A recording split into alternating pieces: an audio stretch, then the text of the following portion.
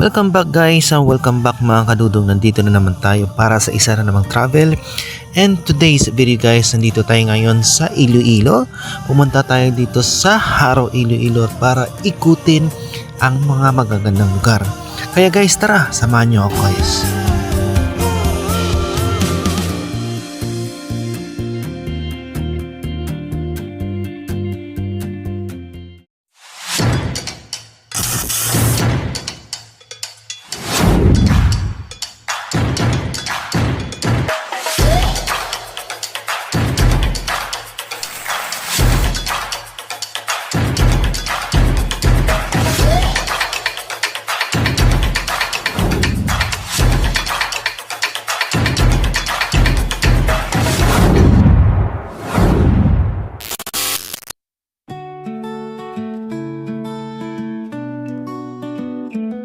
Ang Haro Plaza o Graciano Lopez Haina Park ay isang makasaysayang parke sa Iloilo City na kilala sa malaparaisong gazebo, lunti ang paligid at ang tanyag na kampanaryo ng sa tapat ng Haro Cathedral. Sentro ito ng pananampalataya at kultura kung saan idinaraos ang taunang pista ng Nuestra Señora de la Candelaria tuwing Pebrero 2.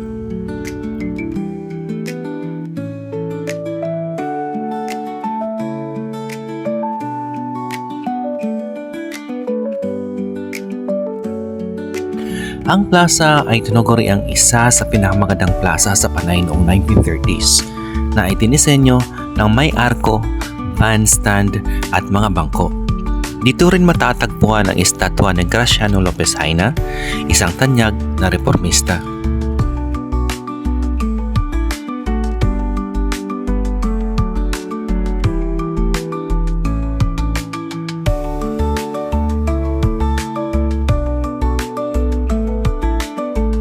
Ang kampanaryo ng Haro na matatagpuan sa tapat ng Katedral ng Haro sa Iloilo ay isang makasaysayang toring binuo noong 1744. Nagsilbi itong bantay laban sa mga pirata at naging simbolo ng pananampalataya.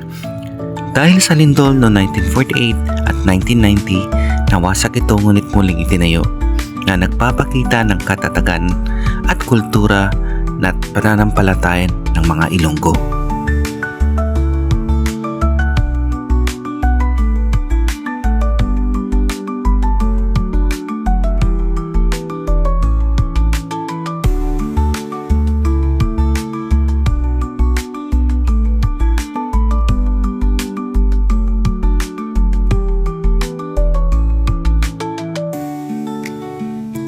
Ang Haro Cathedral o Haro Metropolitan Cathedral sa Iloilo na itinayo noong 1860 ay ang sentro ng pananampalatayang Katoliko sa kanlurang Visayas. Kilala sa estilong Baroque at Romanesque, dito matatagpuan ang milagrosong imahe na Our Lady of Candles or Nuestra Señora de la Candelaria na kinaroroonan mismo ni Pope John Paul II noong 1981.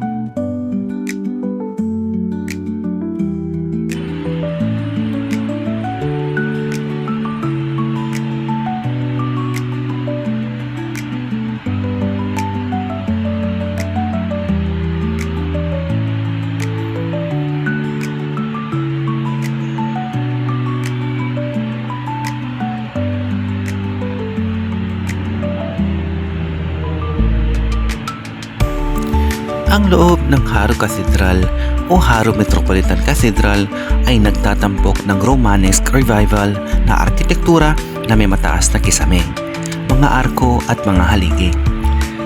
Tanyag ito sa hagdanan sa labas patungo sa imahe ng Birhen ng Candelaria, habang sa loob ay makikita ang mga estatwa ng kalalakihan sa may haligi na nagbibigay ng kakaibang disenyo.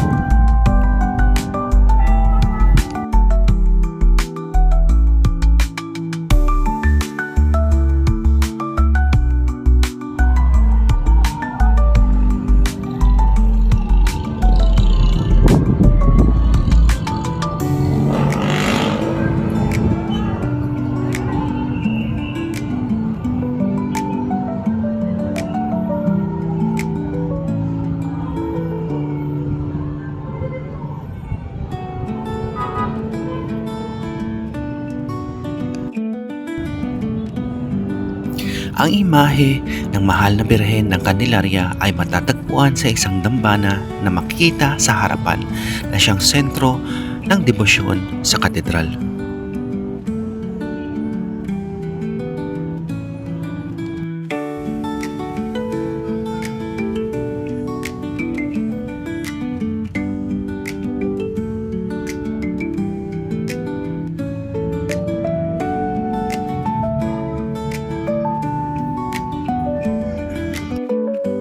Ang Bagong Araw Big Public Market sa Iloilo City na nagbukas noong Disyembre 10, 2025 ay isang modernong two-story posibilidad na nakakahalaga ng 395 milyon.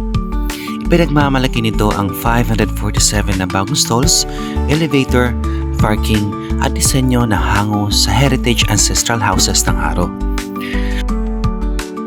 Ang proyekto ay naglalayong magbigay ng mas komportableng karanasan para sa mga mamimili at manininda habang pinapanatili ang kasaysayan nito.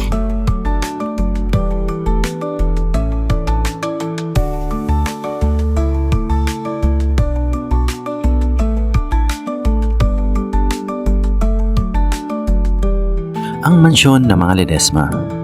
Ang Ledesma Mansion na kilala rin bilang Don Joaquin Ledesma Ancestral House ay isang pamana at makasaysayang bahay na matatagpuan sa Haro.